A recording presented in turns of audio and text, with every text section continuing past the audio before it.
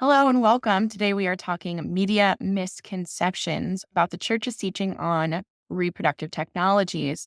So, first, the Catholic Church just wants women to have as many babies as possible. So, it must love IVF, right? Or the church is made up of men who have no idea what it's like to be a woman facing childlessness. Well, which is it? And if there were a cheaper, more effective solution to infertility than IVF, we would know about it, right? I'm Samantha Stevenson, and this is Brave New Us. Thank you for joining me today to tackle these questions. So, first of all, let's look directly at the teachings of the church. Does the church want women to have as many babies as possible? No, that's not the teaching of the church at all. The church does and has always advocated for responsible parenthood and looking at ways it's absolutely not off the table to look at ways to space your births naturally and effectively. And we can talk about that on another episode of the podcast. Today, we want to talk about why is the Catholic Church take such a strong stance against the practice of IVF?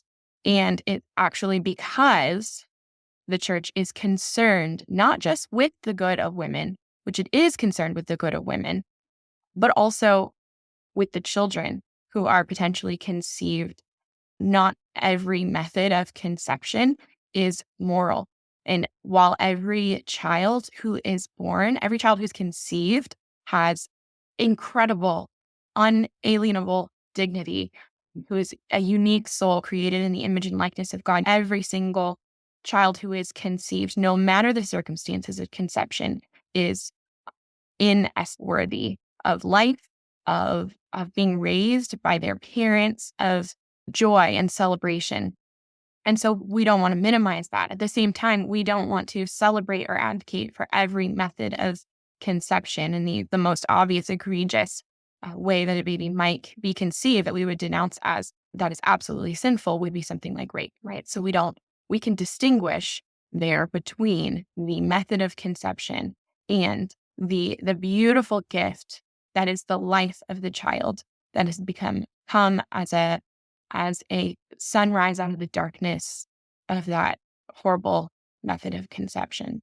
So going forward, then, why is IVF considered to be one of these methods of conception rather than a method of conception that we would celebrate, such as the conception of a baby within a marriage? IVF actually violates dignity in three ways. So first, it violates the rights of the child.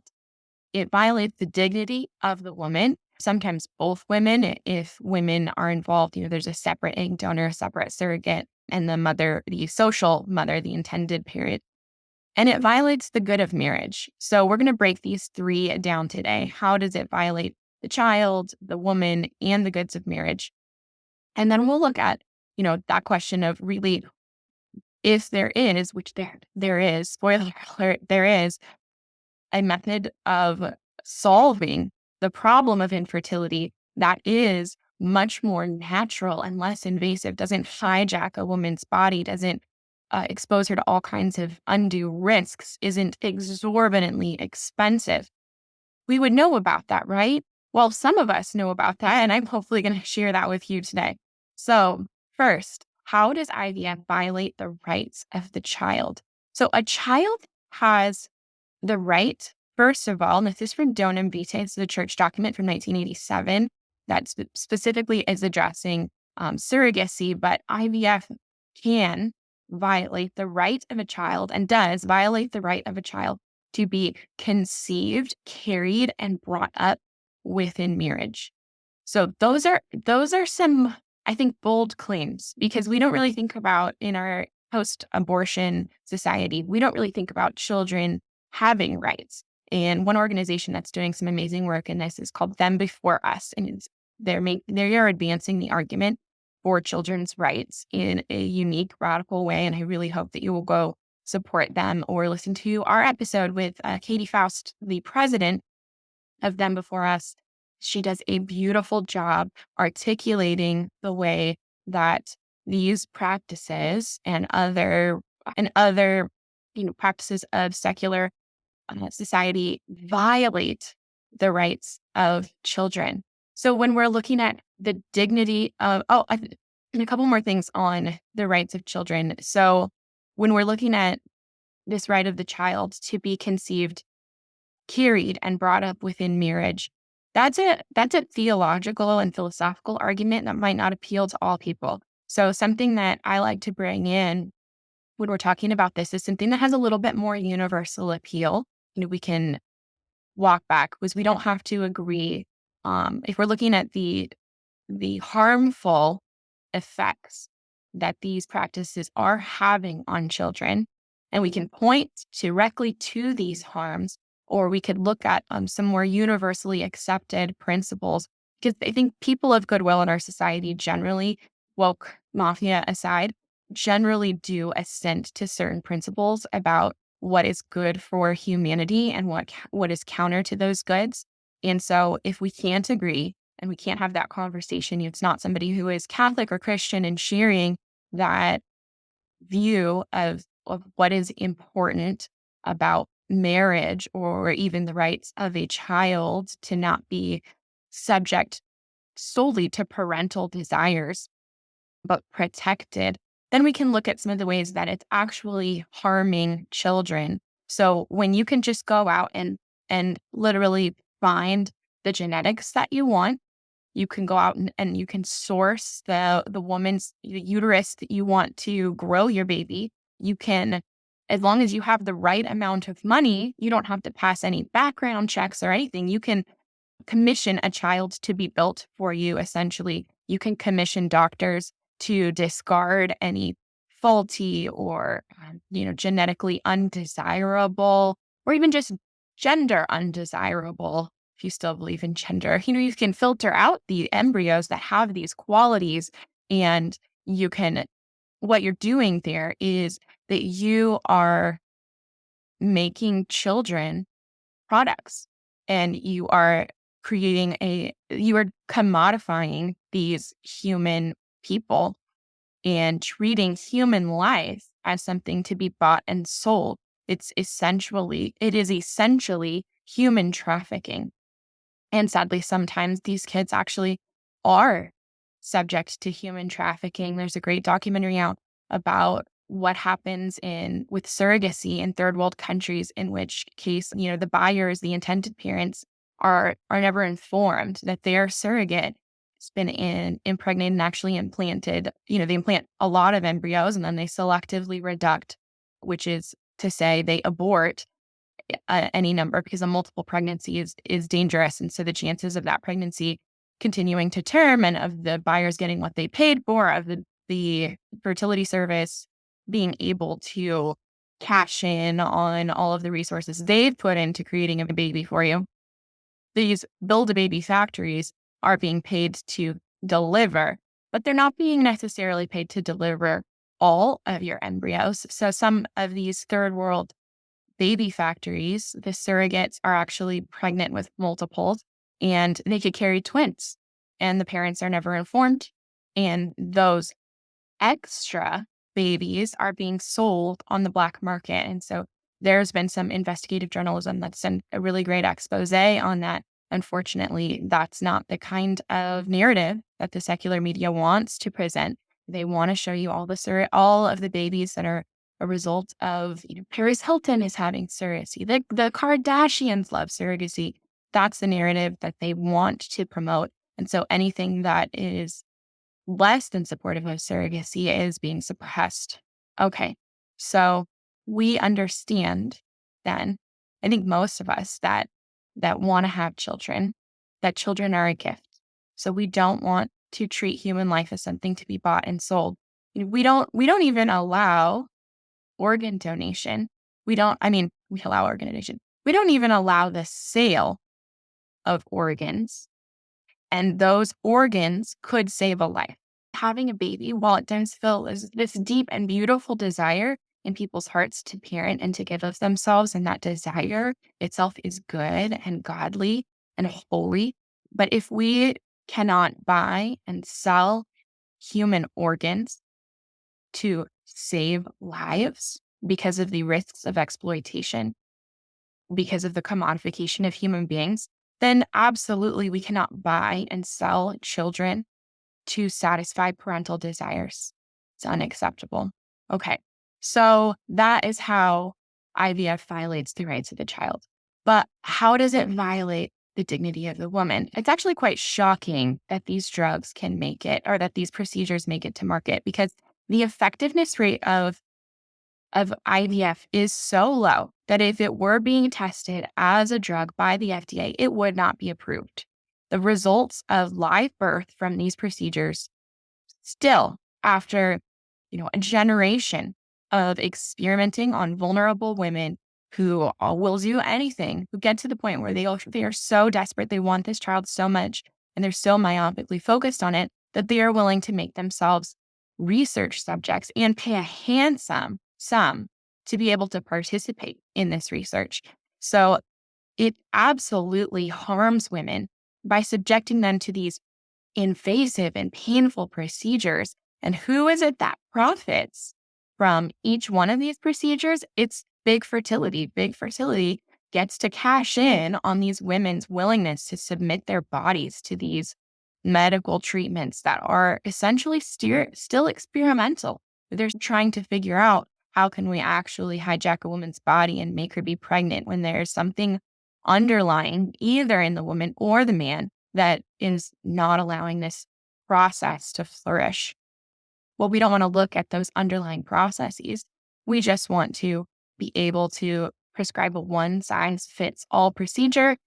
If it's very expensive, all the better, because we get to profit on it. When you engage in egg donation or surrogacy, we could talk about how each one of those in its own measure is so harmful to women in ways that we don't even fully understand because they haven't been studied yet. There's no longitudinal studies to look at what do these things actually do to women down the road. There are some harrowing anecdotal examples of the harms done to women, but there's nobody studying it. And isn't that convenient for big fertility and big pharma? We can also look at how IVF harms the goods of marriage. And so, first of all, in order to talk about that question, we have to agree that marriage is a good, which I'm not sure everybody in our society would be on board to talk about. But I think you and I, this audience, we agree that marriage is a good. Marriage is the foundational good of society. And we want to do whatever it is that we can to make our marriages flourish, to help our children have marriages that flourish, and to help our grandchildren have parents whose marriages are flourishing. And so does IVF help or harm the goods of marriage? And IVF actually undermines most of the goods of marriage. So it's a breach of fidelity. Sometimes it's inviting a third party into the procreative act that God designed. He designed sex to be within marriage between a man and a woman. And he did not say to invite your doctor into that process. That's not how God designed marriage. The conjugal act is supposed to be this beautiful expression of the love between a man and a woman, husband and wife, coming together. And their love is so powerful and fruitful that it actually results in a third person. And that is an image, a visible physical image on earth of the coming together of the Father and his bride, the church, and that love. It is an image of the Father and the Son coming together, and in their love, from their love proceeding the Holy Spirit. So this is something that's beautiful and that should be respected and treated just like the sanctity of the life of every human person. We should have a greater understanding and respect for the sanctity and the dignity of the conjugal act within marriage. And there are some just amazing writings that the church has. Pope St. John Paul II has this wealth of writing called the Theology of the Body that expresses the beauty of this union and how our bodies are meant to speak to each other. And when we take what is supposed to be this beautiful image, this purpose of the sexual act, the coming together of a man and a wife, fully giving and receiving each other, and we take that process and we put it into the hands of laboratory technicians, into the hands of doctors who, by the way, lab technicians have made terrible mistakes. Doctors have done horrible things, including replacing the sperm of the husband with their own sperm. And that has not just happened once. That's not an isolated horror story. We will put the website donorreceived.org so you can see for yourself. You can watch the documentary Our Father on Netflix. You can listen to the podcast Biohacked. There are so many practical harms that are coming out of this, not just theoretical harm, the tearing apart or the coming between man and wife that happens. We do have actually data on how IVF harms marriage. That is not just theoretical, that's actually been studied. Does this help or harm? Is this effective or ineffective? And so we'll get to that in this next section. We're going to talk about, so is there something that is cheaper and more effective than IVF? If there was a cheaper and more effective solution to infertility than IVF, we would all know about it, right? Like if there was a natural way that you could fix whatever it was that was causing you, that whatever impediment was causing you to experience infertility, whatever's blocking you and your husband from conceiving, if there was a natural way to heal those things within your body, we would all know about that, right? Like that would be breaking news. Congratulations, we don't have to rely on IVF anymore. If you're experiencing infertility, you can actually go to your doctor and get these tests and figure out what's causing you to be infertile and fix it. And since it's a problem with your body that we can understand, covered by insurance, we would know, right? Actually, no, because Big Pharma does not want you to know. Big Pharma cannot profit off of healing you. Big Pharma only profits if they can prescribe to you. Healing is not marketable. Pharmaceuticals are marketable. IVF is marketable. IVF is profitable. They can't sell you healing. They can sell you pharmaceuticals. So let's look at this. What am I talking about? NAPRO technology, natural reproductive technology, is a way of looking at and understanding the physical signs of a woman's body, of a woman's cycle, to understand when she is and is not fertile. Because women are only fertile for a very short time out of every month. And it's actually possible, if you're paying attention, it's actually possible to figure out when that fertile window is. And so some people can conceive more easily just by having the access to that information. Some people have to look a little bit more closely at these medical signs. And this is actually something that I went through before I was even married. I was able to discover that I had endometriosis, and I have a whole episode about that, about how the harmful effects of hormonal contraceptives that I experienced, how I almost died. So I hope you'll check that out. But basically, NAPRO technology is linked to what is called the Creighton method of natural family planning. And there are all kinds of methods. Maybe we can do an episode someday that breaks down. Leave a comment if you're interested in seeing an episode that breaks down and compares and contrasts all the natural ways that a woman can track her cycle. We might do an episode on femtech, some of the devices that are out. That what do I use? This is an Aura ring. How do I use that to track fertility and to understand what's going on with my body? So we can do an episode like that. Comment if that's of interest to you. Let us know if there's something that you use that you really like. Maybe you like the Aura ring. Maybe you're using something else, like a temp drop or something like that. Let us know. But basically, NAPRO is linked to the Creighton method, and Creighton is a cervical mucus method. So women actually can monitor and understand the state of their body by the type of cervical mucus and and some other signs, and with other methods, they do track their body temperature and things like that. But NAPRO technology is tied to that Creighton method and allows women to treat the underlying causes of infertility and restore their reproductive health without using these artificial hormones to hijack a woman's body. So let's look at some of these studies. So one study cites that NAPRO technology, when it's related to the treatment of PCOS, so that's polycystic ovarian syndrome, it has more than an 80% success rate in treating that PCOS. So if you suffer from PCOS, that's absolutely something I would hope that you would check out. We can leave a link down below with some resources for finding somebody who can teach you how to get connected with a NAPRO doctor. Sometimes there's not even, I live in the state of Idaho, there's not even a NAPRO doctor in my state, let alone my own Catholic hospital that's close by. They're not accessible that way. But I have a very good telehealth route. I can call out for what I need in that regard. So we'll link some information about how you can get connected with a NAPRO practitioner and how you can learn to track your own cycles and spot these signs of things like PCOS or endometriosis, which is what I had. And I was able to have a laparoscopy to fix that. Mine was unrelated to infertility because I was engaged and not actively trying to have children at the time. So who knows if I would have struggled because I had that problem fixed within the first few months of our marriage. Praise be to God, thanks to the Creighton method. So let's look at another study. So this study says that couples who experience infertility and use NAPRO technology to conceive experience more than double the live birth rate than couples who use IVF.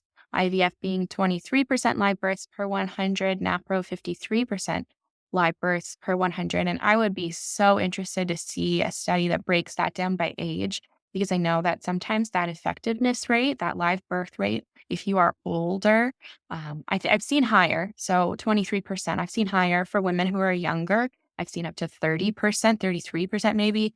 But for women who are older, which is, usually when women are seeking out to use IVF, that can go down to 7. So I would be interested to see if NAPRO technology can help with that. Okay, let's look at the cost. Let's compare the cost of IVF and NAPRO technology. So IVF is a very expensive, with the cost per cycle at $12,000 per cycle. And as people who have used IVF before will know, it's not that often that you get pregnant. I've known anybody who's tried to conceive, it's not that often that you get pregnant on the first cycle. So $12,000 an attempt, in addition to drugs, which are costing another $3,000 to $5,000. So pretty, pretty hefty price tag on that. Oh, and looks like if you add pre-implantation genetic diagnosis, you can add another $8,000 to your price tag to avoid having wasting that cycle on a child who, God forbid, is the wrong gender or had the wrong kind of neurological status or needs. We don't want a special needs child when we're paying prices like this. Pro technology, NAPRO technology, average cost of treatment ranging from $1,200 to $4,000, most likely covered by insurance. So, we have an 80% effectiveness rate for the cost of a copay. All right, down here, let's look at let's compare IVF and NAPRO technology based on their effects on marriage. So I promised you some practical studies on this. So let's look at a study of 47,000 Danish women found that couples who experienced failed IVF treatments were 3 times more likely to end up divorced. The study suggests that their childlessness could be a factor in the risk of the breakup. So 3 times the already exorbitantly high rate of divorce. Let's look at this study on the practice of natural family planning. Looks like the divorce rate goes down to, if you're practicing natural family planning, which includes NAPRO technology, your divorce rate goes down to just 3%, significantly lower. And then the rest of the married population, if they're even bothering to get married. So, all right, those are the studies I have to share with you today. We can link those down below. But I just was hoping to get the word out there, help you guys to understand how to talk about these things, how to understand the church's teaching, because it does seem like sometimes this thing that should be that should be something we're celebrating, the ability to have more babies. Like, that's great. We should be able to celebrate that. And unfortunately, when the process by which we do that is very harmful. That's not a good, that's not something that we should be celebrating. But what we can celebrate and get the word out is that we don't have to rely on that ridiculously expensive and harmful procedure. We actually have something that's more effective and cheaper, and that's NAPRO technology. So thank you so much for listening. God bless. I would love to hear some feedback from you guys in the comments about what you thought about this episode and how it could be more helpful to you in understanding and communicating the church's teaching on issues like reproductive technology and other bioethical issues. We could do some beginning of life, some end of life, just basic medical care. Love to hear what you think. Thank you so much and God bless.